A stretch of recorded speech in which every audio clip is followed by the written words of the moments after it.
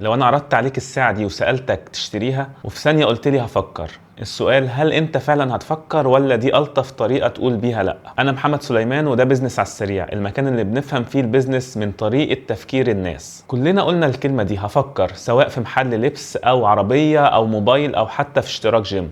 لكن هل كل مرة كنا فعلا هنفكر؟ ولا في أسباب أعمق بكتير من اللي احنا بنقوله؟ السبب الأول الخوف من القرار.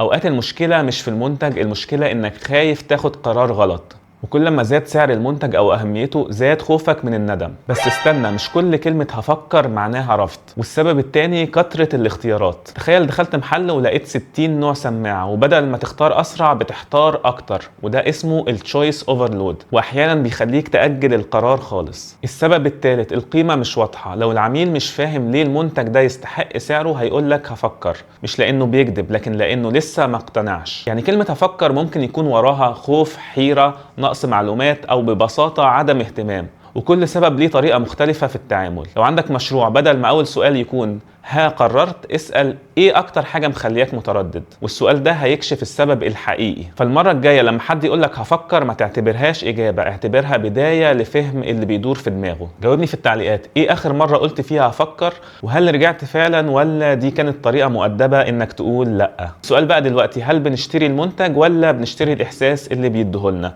وده اللي هنكتشفه في الحلقة الجاية.